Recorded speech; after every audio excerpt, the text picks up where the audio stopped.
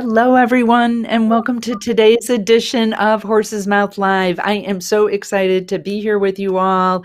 And as always, I have great information to help you grow in every aspect of your life, especially your business. And we have a return guest here. I want you to know that I've had some guests come back on the show, but never this quickly. Marcia Martin, who I'm going to give you her official resume or bio in a minute, was on really at the start of the pandemic, and she has such amazing information. It's so usable and landed in such a deep way for me and the people that heard her. I invited her to be back on, and I'm honored to say that she said yes. So let me give you a little bit about Marcia's background if you don't know her. She's a global speaker, a corporate executive coach, a transformational leader, and she's really extraordinary. She's trained over, get this, 300,000 people around the globe to really reach their full potential. And this I don't remember from last time, Marcia, but she's actually Dame Marcia. She was knighted in 2008. I have never had a dame or a knight, or whatever you call the guys that are do. I don't know what's the other side of that, Marcia. Sir, What's a guy? sir. Sir. Okay, I've never had one of those on our show. I don't even know if I've ever met one, so that's really cool. And she's done all sorts of corporate and entrepreneurial training with really big companies in leadership, communication, collaboration companies like Hard Rock International, Warner Brothers, Evian Water. And what I think is so interesting and why I know Marcia is so effective is that she's one of the founding members and of the Earhart Seminar Training, which was later known as the Landmark Forum, which many of you I know have heard of.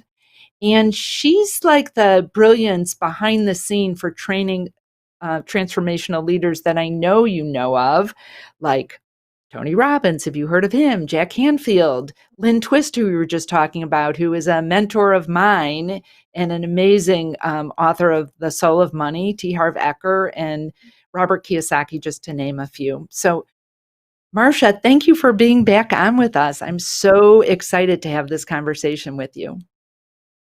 Well, I'm so excited too, Ellen, and I so enjoy you, and I enjoy your show and how you interview people and your talent. So it's my pleasure. Oh, thank you. So, we're going to talk today about how to feel good about selling, how to not feel icky about it, how to have really people also listen to you in a deeper way. I'm really excited about this. When we were, before we went live on the show, Marcia said, and I'm sure you say this again, all there is selling, and selling can be fun. And I think that is a concept that many people would be like, hmm? All there is selling, and selling could be fun, and it just might not make sense for some people. So before we get into that, or as we're having this conversation, I really want to talk to you about how can we speak in a way that have someone really listen to us. Oh, great question. So first of all, listening is the second move that you do to be effective. The first move is centering. Centering means that you become present, open, and connected. The second move always is listening, and the third move is speaking.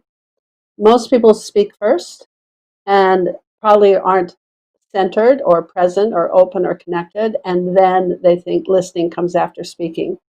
But listening is once you've centered yourself and you're here in your body, you're here in present time, you're connected to the person, you're open, then you can get into a space where you actually pretend the person that you're listening to is brilliant. And you consider that whatever they're saying is possible. And from that space, people have a different experience of you when you're listening in that way. And so they are more attentive to you. It's almost like you wake them up to the fact that there is someone present with them. And, the whole communication process expands from there. So how would someone center themselves for those people that haven't heard that term before, or maybe certainly haven't thought about it as part of their communication with their clients or whoever else they're talking with? Perfect. Okay, so first I'm going to explain what off center is. So, off center is when you're not present and you're not connected and you're not open. So, it's that feeling where you're resisting something, you're closed down. It's that feeling where you are thinking about what happened in the past or worried about what's going to happen in the future. You're inside of your head, so to speak, and thinking about something else, kind of daydreaming, but you're not here in this moment with whatever and whoever's in front of you. And so that's present and open. And then connected is this experience where we allow ourselves to understand that everything is connected. We operate in the world as if when we move, we act, we speak, we listen, that it affects everything around us. It's not just we're in some little tunnel by ourselves, but we're connected to the sky, we're connected to other human beings, we're connected to the animal world. We all have a certain energy that runs through all of us that connects at a source point. A lot of people have names for that, whether it's, they say that's a higher power, or it's God, or it's light, or it's whatever. I call it energy. And when we're all knowing that we come from that same energy, then we have this experience. We're all connected. It almost gives us a more empathetic kind of understanding of where we are and what we're doing. So when we're not any of those things, we say we're off center. So you're off center if you're upset, you're mad, you're a little bit terrified, you get thrown off. People get off center when they speak in front of groups because maybe they're not used to it. And so they walk up on stage and all of a sudden they're off center and they're worried about what they're going to say. And so they're not in present time. Or people get off center if somebody that has influence or power over them, maybe their boss or their supervisor says, "Come to my office." And immediately we go to, "Oh, what did I do wrong?" And so it throws us off center. Now, how you get on center, the best way to get back to center is to breathe. And I don't mean just, of course, we're going to breathe because you have to breathe to be alive. But I mean, actually take a deep breath and bring it in and feel it and be conscious of it and kind of settle into the moment of now. So you can look around and say, "Oh, here I am here. I'm not in my head. I'm not worried about the past or concerned about the future." So take that breath and get yourself here and settled before you make the next move. And the next move always is listening. Now, you might say a little bit of a question in the beginning, but it's still listening because the question is tiny. It's "How are you?" or "What's up?" or "What do you need?" or something. It's not just, "Okay, now it's my turn to speak," and I start just laying out my whole language to you.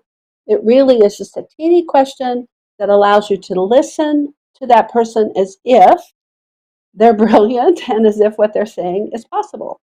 Now, the other thing, I have a metaphor, Ellen, and I think this helps people to understand centering. And how I explain it is, pretend you're in a boat and you're going down the river and you don't have any control over the river. The river is the river.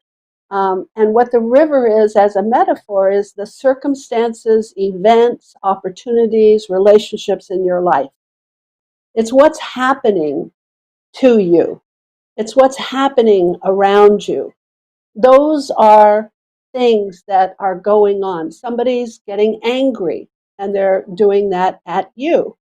Somebody's being sad and they're doing that in front of you.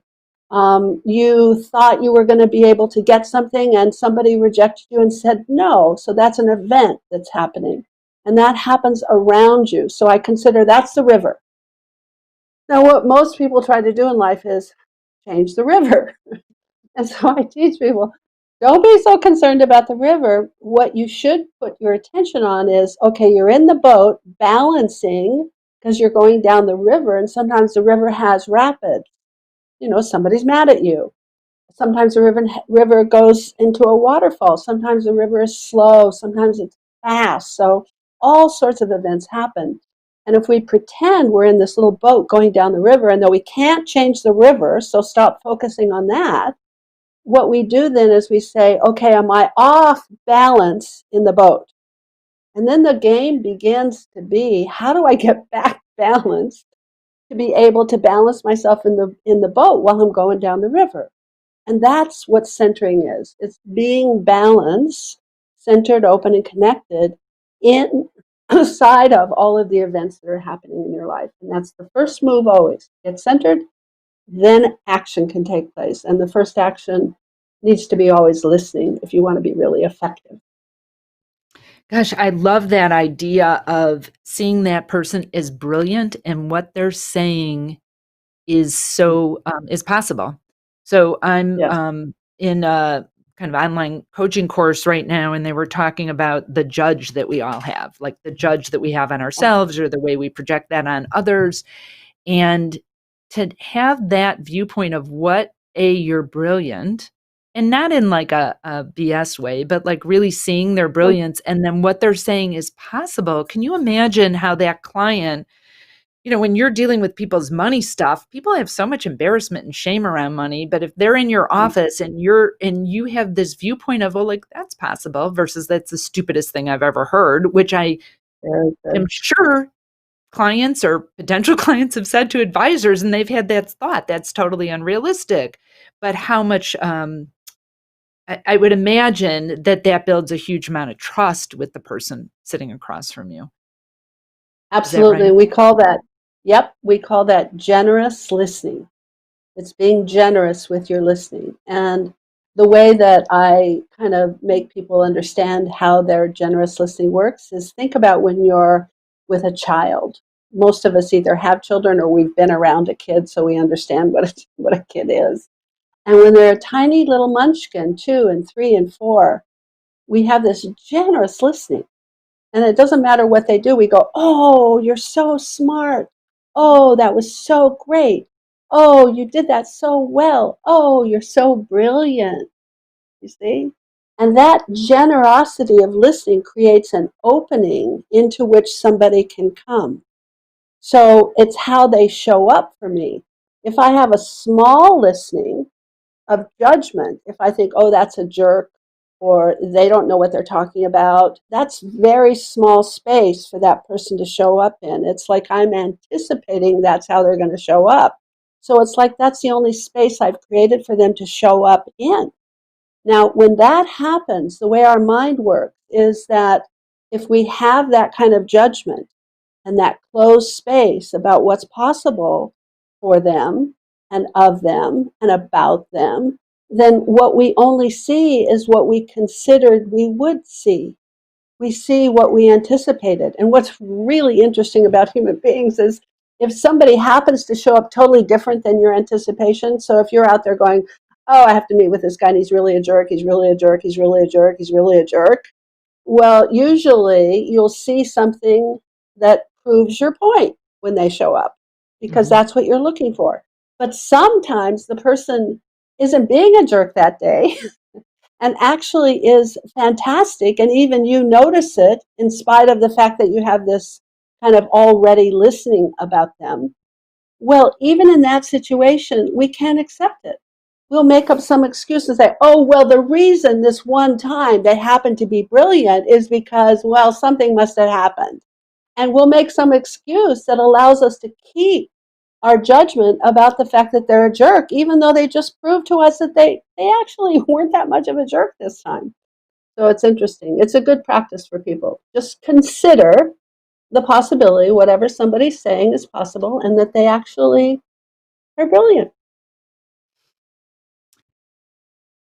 Oh my gosh, there's so much there. I'm also thinking I want to get into how you empty this technology that you're talking about, emptying someone's space. But I'm thinking that what you just taught us all is probably has much bigger impact in our personal lives than even in our business lives. Yeah, It's like, so amazing.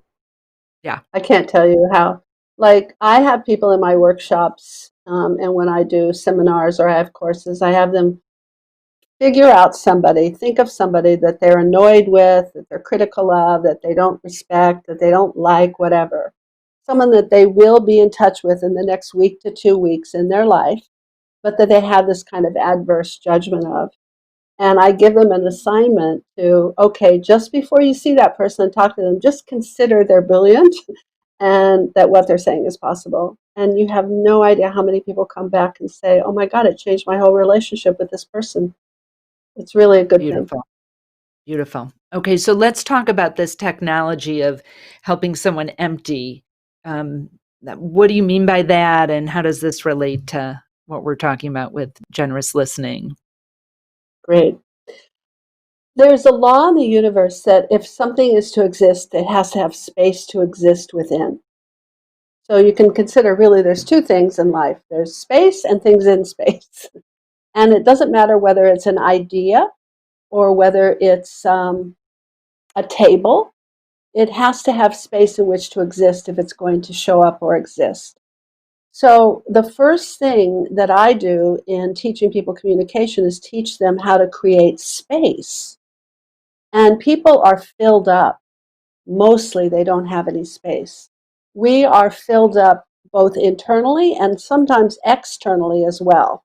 So there's space internal, then there's external space. Let's talk about the internal space. I have things I'm thinking of, that I'm concerned about, that I'm experiencing, afraid of, that I doubt, that I'm really excited about. All of those feelings, considerations, concerns, thoughts, language, even more of a thing, take up space. So you can feel it sometimes when you're with someone and talking, you just finally go, I don't have any more room to hear anything else. I'm filled up. So people know that when their space is filled up. Most everybody's space is filled up. There's very few people that have space. So when someone shares something, they're giving it to you. That's a process of their emptying out, they're emptying their space. And if you're receiving, you're helping them create space. In that space that you've created and they've emptied out, now you can put something in. But before you've created space and before they have space, you can't put anything in. So we have a bunch of human beings running around. Everybody's trying to put something in, put something in, put something in. And you've got a full person over there filled up, and there's no room. And we get indications all the time that it's not working what we're doing. We'll tell somebody to do something, and we'll give them explicit instructions. And they'll go off and do it a different way than we explain. Well, probably they didn't get it in the way that you get something when there's some space in which it can exist. So how you empty someone out is you receive their concerns, their considerations, their objections, their reasons, their experiences, their emotions.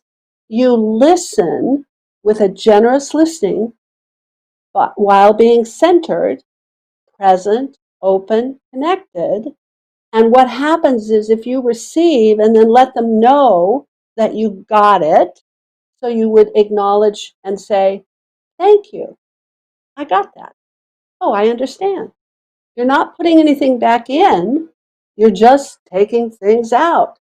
And you let them roll. And they will run on and roll. Trust me. If you give a person some silence, in that silence, they'll be so uncomfortable, they'll have to talk. And they'll start talking. And first, they'll give you all their automatic stuff. Especially in selling, this is a good thing to know because people have automatic resistance, automatic no's, automatic the reasons I'm not going to do this.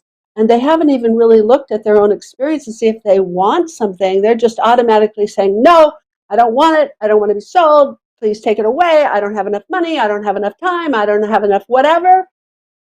Well, if you're present, open, connected, centered, and if you listen generously and you actually receive what they're giving you without putting anything back in for a period of time and acknowledge that you got it, you start emptying out all of these things that they're sending. And what will happen eventually, and it doesn't take that long really, is they will get to a place in themselves where they don't have any automatic reasons anymore. They run out of them, and then they have to actually look to see what's so. And if you have asked them a question like, hey, do you think this would be valuable for you? That's a question they have to look to see if it would be valuable for them. But because they have all of these automatic answers already, you have to kind of get them. That's emptying them out. No, it wouldn't be. I'm already tried that. Somebody tried it before. I tried it before. It didn't work, and I don't want it, and blah, blah, blah, blah. And then they run out of that because you're receiving and emptying their space. Then what they will do, and you can always tell when they're doing it, because they'll look up or they'll look to the side or they'll look down because they're accessing their experience, and they will find what's so for them. Now, my way of selling is for them to find what's so for them. It's not to tell them what's so for them. It's not to talk them into anything. It's to share an experience of something that I think is valuable, and then to ask them a question. Do you think this would be valuable for you? And then to be there while they empty out to a point to look. Now, if they look and they find out, no, it's not going to be valuable for me, I go, okay, fine. But usually people look and find out, yeah, I think it would be valuable. So they're getting in touch with their desire. And if they desire it and you're with them kind of through the next phase of what we call selling, they'll end up talking themselves into buying. You don't have to talk anybody into buying something that they want. They talk themselves into it themselves. But that first process is emptying out so they have some space to even consider, do I want this? Would this be valuable? You see, because they can't even notice that unless there's some space for them to look to see what the answer is for themselves. So, talk a little bit more, Marcia, about this idea that all there is selling and that selling can be fun. I love this. So, as you said, I was one of the original founding members of S, and my whole day was spent, which became Landmark. In the day, we sold books. That was what Werner Erhard did in the early days. And so I went door to door, knocking on doors, selling encyclopedias. That's how I was trained in communication and sales, selling. In the afternoon, when we get home from the field, then we got on the phones and we would call the people that had come to the guest seminars the night before to find out about the training, and then we would enroll them into the training on the phones. And then at night, I was in the guest seminar, leading the guest seminar, so then I was doing it that night, selling. So my job in life kind of had real things to sell. And so I always knew that I was selling. But then Werner put a really great perspective to it. What he used to say is life is a guest seminar, and people don't know that. What he meant was whatever you're doing, you're in some guest seminar hearing somebody else present whatever they want you to buy or what they want to enroll you into, or you're sitting at the front of the guest seminar and you're telling somebody else what you want them to enroll into. And because there are certain products that some people sell, then we think, oh, they're salespeople. But think how many times you wanted somebody to go with you to the movies and you needed to enroll them because they had something else that they were going to do. Or maybe you wanted to take someone on a date. Or maybe you wanted somebody to marry you. Or maybe you wanted to negotiate a better price on a house you were buying and you wanted to sell your idea that it should cost less. You can't think of anything that you're doing in life that isn't convincing someone else that the way that you want to do it is better than whatever is there. That's selling. I'm enrolling you. So when we take the perspective, life is a guest seminar, instead of the perspective, some people are salespeople and some people aren't, well, it shows up differently for us because that's a different kind of assumption. Well, if all there is selling and life is a guest seminar, well, then I come from, that's all there is, then I want to be effective. If I come from, I'm not a salesman, I'm an artist, which is ridiculous because at some point, if you're an artist, don't you want to have somebody buy your painting? And then we say, well, somebody else does the selling. No, you got to sell somebody to do the selling. You got to talk somebody in that they should represent you. So, take it back to the nth degree. I'm telling you, that little kids know that. I want a sucker when they go to the grocery store and they have to talk their mother into, but it's okay. I don't care. Or I want to have dessert before we have dinner. I mean, either the mom is selling the kid on, you have to eat your dinner first, or the kid is selling the mom on, you have to have the dessert first. It's like, that's all there is. If I accept that and allow that, then it shows up differently for me. It doesn't show up that it's bad or it's good. It just shows up it is. And so then the normal kind of course response to that needs to be, well, I might as well have fun with it and get good at it and figure out what it's about. And then we can start exploring and discovering how to be an expert. So that's kind of how I look at everybody's salesman. That's all there is, honey. Life is a guest seminar. I'm thinking about this show that my husband and I are watching on Netflix called Velvet, and it's with Spanish subtitles, and I love it. And I would have been finished with it if I was just watching it by myself, but I feel like I'm selling him every evening on, can we please, please, please watch an episode of Velvet? Um, and so I'm curious with this attitude of it could be fun and um, like what are some either ways we can be around trying to convince other people to something we think will add value for them or uh, questions we can ask or things we can say that um, go along with what you've taught us already about generous listening and emptying people out? Like, are there certain ways that we can present our ideas to people? And we don't have much time. I know this could be like a 2-day workshop, Marcia. I'm well aware of that. So maybe just one Well, or two really great tips. first of all, with regards to you and your husband, you shouldn't sell him on watching the movie. What would be more inspirational for him is to enroll him into and invite him and share your experience of how much you love cuddling with him on the couch. And would that be something he might want to do too while you watch the movie? So part of it is, what are we selling? You see? The other part is that always remember, it's not a you kind of expression. In other words, I'm not telling you what you'll get out of it. I'm not telling the benefit for you. That's preaching. That's telling somebody else what their experience is. How one really enrolls people is to tell what I feel about it, why I'm so excited, what I've gotten out of it in a way that's inspirational, and they can say, oh, I want some of that too. One way, you're pushing it, telling them what they should do, and they will automatically resist.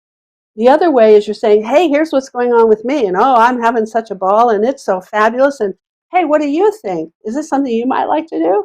And then that gives them the space to look, plus there's no resistance.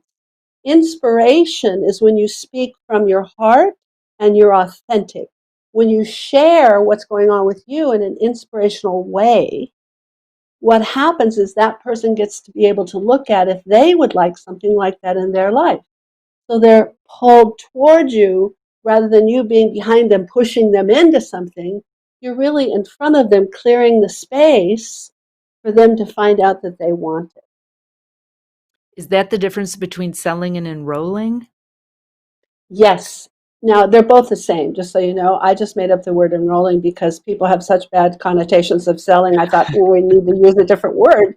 It's the same thing, but now I make a distinction, and I say what I mean by selling is old age. I'm going to tell you what you want, tell you what you need, tell you what you can afford. Enrolling is, I'm going to share my heart and my experience and present something to you and have you look to see what your choice is and to support your choice, not to try to talk you into my choice. So it's a whole different, it's almost exactly the opposite. It's like, is this something that you would want, need, and can afford? Not me saying, this is something you need, you could afford, and you want. Totally different process. Yeah, and I think that this is probably a challenge for many advisors who have this expert status. Like I know and being able to really offer something that they believe would support someone, but not saying like you really need this, because it also makes them feel like there's something wrong with them as well. Yes, So not with this energy of you're brilliant and whatever you say is possible. yes. Well, in people like the people that you work with, financial advisors, see, what I would start with is I'd get myself centered, present, open, connected, and then I'd ask a question and listen. What are some of the things that are stopping you from having what you want in your life? What are the obstacles that you feel are in the way of living your best life? What are the things that haven't worked for you in the past? What are some of the things you tried that didn't work? What have you done with a past advisor that didn't quite work out? I can think of 1,000 questions, right? And then listen, listen, listen, acknowledge, empty out, empty out till there's some space. And then it's a question that allows them to go inside. Okay, if you found something that might be different than what you've done, but you thought that it might be more valuable than what you are doing, would you be willing to learn a little bit more about it? Now that causes them to look. And if they say yes, it's just given me permission to present whatever it is that I'm selling or enrolling them into. That's brilliant, and I'm not just saying that because I'm supposed to listen to you as if you're brilliant, you are. So, Marcia, Thank you you. have, like, such a huge amount of, um, just brilliance again, but, information, and we only have a short amount of time here. Will you share with us how people listening or watching this can learn more about you and all of the incredible expertise that you have to share? Oh, thank you, Ellen. I have this really special thing I'm really excited about, which is my membership club. And you can find out about it if you go to marciamartinclub.com. And what we've done, myself and my team, is we've taken all my past, not all of them, we're working on it, but many, many, many years of past workshops, seminars, speaking engagements like this, and interviews. And we've uploaded them to create this club, which is kind of like a Marcia Martin Netflix. And so essentially, it's a place, and it's only $10 a month. I mean, everybody's just crazy mad at me because they say you should charge more. And my intention for the club is that people get the wisdom. I'm in the last quarter of my life. I want to give away what I've learned and what made my life so beautiful and so unique and so satisfying and fulfilling. And one of the ways I can do that is create a way where people can get in touch with some of the things that I know and maybe get value from them. And so when you go to the club, you just pick something that you want to watch, a workshop, a seminar.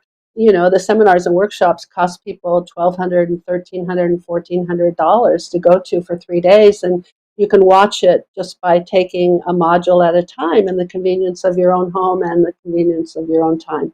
So that's a way that people can connect with me. I'm going to start doing some live events there, and they can join the club, and it would be my pleasure. I hope people do that. I hope they do too. And Oh, really, for $10 a month, which is less expensive than Netflix, and will most yeah. likely help you feel better and grow personally and professionally, please go to marciamartinclub.com and learn more. And Marcia, thank you so much for being with us today. It's really an honor, and I've learned so much from you in the short time that we've been able to spend together. So thank you so much. My privilege. Thank you, Ellen. And thank you to all of you out there listening, whether you're watching us live or listening to the replay. I'm really grateful that you're here. And just wanted to share with you something I'm super excited about. I've been partnering with Horse's Mouth, and we have a course that's starting on the beginning of November, a 7-week course called The Extraordinary Advisor. And if concepts that Marcia shared with you are really interesting to you, how can you be more present with people? How can you communicate in a deeper, more authentic way? Um, this is something that's probably right for you. Each week, we're going to talk about a different area that I personally know have helped me become a top producer when I had my firm. And I just know I've been in the industry for a very long time, and I haven't really seen people sharing this information about how to talk about what your superpower is, about how to be more present and have the right mindset, how to have a generosity focused marketing plan. So, if you want to find out more about this, and you can also watch a replay of webinar that I gave on finding your superpower. You can go to horsesmouth.com/superpower. And below that, there's a couple buttons. One that you can find out more about the Extraordinary Advisor course. And one that if you think like maybe it's for you, but you're not sure, you can click on and we can schedule a time to have a conversation. And I promise I'll use what I just learned from Marcia about knowing that you're brilliant and what you have to say is possible. I promise I'll do that. But we'd really love you to join us if this feels like it's right for you. And today is the last day to get the early bird discount. So you guys are all financial people. You know that that's a good thing to get a deal. So it's $200 off the investment in the course. So I hope you'll take advantage of that. And again, thank you for being here with us. It's such an honor for me to get to share this time with you. And as always, the question to ponder is, how big of a positive impact are you willing to make? Remember to be great and